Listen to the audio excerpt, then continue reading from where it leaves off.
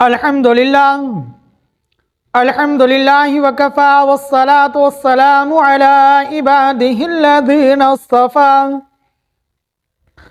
اما بعد فاعوذ باللہ من الشیطان الرجیم بسم اللہ الرحمن الرحیم قال النبی صلی اللہ علیہ وسلم عن ہانی ابن یزید رضی اللہ تعالی عنہ قال رسول اللہ صلی اللہ علیہ وسلم ان من موجبات المغفرة بذل السلام وحسن الکلام صدق اللہ العظیم۔ تو محترم ناظرین اکرام، السلام علیکم ورحمۃ اللہ وبرکاتہ۔ تو اب جو حدیث شریف میں نے اپنے ناظرین اکرام کے سامنے پڑھی، اب اس کا مفہوم میں آپ کی خدمت میں پیش کرنے لگا ہوں، سماعت فرمائیے گا ناظرین اکرام۔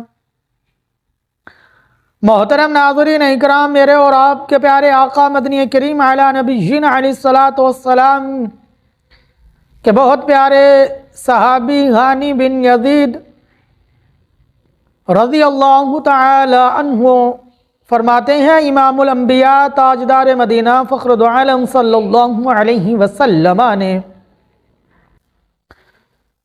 بہت مبارک اور پیارا ارشاد فرمایا۔ حضور صلی اللہ علیہ وسلم نے فرمایا کہ مغفرت کو واجب کرنے والے اعمال میں سے سلام کو پھیلانا، کلام نرمی اور خوبی سے پیش کرنا ہے۔ اب دیکھیں کتنی پیاری حدیث میں نے آپ محترم ناظرین اکرام کے سامنے اس کا مفہوم پیش کیا، عربی عبارت پیش کی۔ اب محترم ناظرین اکرام، اللہ تبارک و تعالی ہم سب مسلمانوں کو حضور صلی اللہ علیہ وسلم کی پیاری امت کے ہر فرد کو، مرد و خواتین کو، بزرگوں کو، نوجوانوں کو، ہر کسی کو اللہ ہم سب کو سلام پھیلانے والا بنا، سلام کو عام کرنے والا بنا۔ السلام علیکم ورحمۃ اللہ وبرکاتہ۔ اپنے عزیز رشتہ داروں کو بھی سلام پیش کریں، اجنبیوں کو بھی کریں۔ اسی طرح مرد تو کر سکتے ہیں، خواتین گھروں میں اپنی بچیوں سے، اپنے جو وہاں مستورات ہیں ان سے ہی سلام کر سکتی ہیں، لیکن جو مرد ہیں وہ بازاروں میں بھی کر سکتے ہیں، اجنبیوں سے بھی کر سکتے ہیں۔ مرد اپنے عزیز و اقارب سے بھی کر سکتا ہے، اجنبی مرد سے بھی السلام علیکم ورحمۃ اللہ وبرکاتہ یہ کر سکتا ہے۔ اب ناظرین اکرام، یہ السلام علیکم ورحمۃ اللہ وبرکاتہ اس کو عام کرنا، تو اسی طرح جب ہم کسی سے کلام کریں تو وہ بھی نرمی سے کریں، اچھی گفتگو کریں، محبت سے کریں، پیار سے کریں، غصے سے نہ کریں، جذباتی نہ ہوں۔ اللہ ہم سب کو نرم کلام کرنے والا بنائے اور سلام کو عام کرنے والا بنائے، سلام کو پھیلانے والا بنائے، اور اسی طرح اچھے اخلاق والا بنائے۔ اب ناظرین اکرام، جو شخص سلام کو عام کرنے والا بنے گا، پھیلانے والا بنے گا، کلام کو نرمی سے کرے گا، اچھے اخلاق اپنائے گا، اچھے اخلاق سے گفتگو کرنے والا بنے گا، تو فرمایا یہ چیزیں اس کی مغفرت کا سبب بنیں گی۔ یہ نیک اعمال، اچھے اخلاق، نرم کلام کرنا اور سلام ہر ایک کو پیش کرنا، تو اب یہ جو اس کے نیک عمل ہیں تو انشاءاللہ یہ اس کے نیک عمل اس کی مغفرت کا سبب بنیں گے، کیونکہ موجبات المغفرتی، مغفرت کو واجب کرنے والے اعمال کیا ہیں؟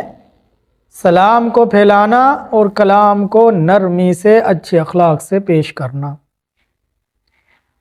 تو ناظرین اکرام، بس اللہ سے دعا ہے اللہ ان باتوں پر عمل کرنے کی توفیق عطا فرمائے۔ اور جو کچھ میرے حضور نے اس حدیث شریف میں فرمایا، اللہ ان تمام باتوں کو مجھے بھی عمل کرنے کی توفیق عطا فرمائے، میرے پیارے ناظرین اکرام کو بھی عمل کرنے کی توفیق عطا فرمائے۔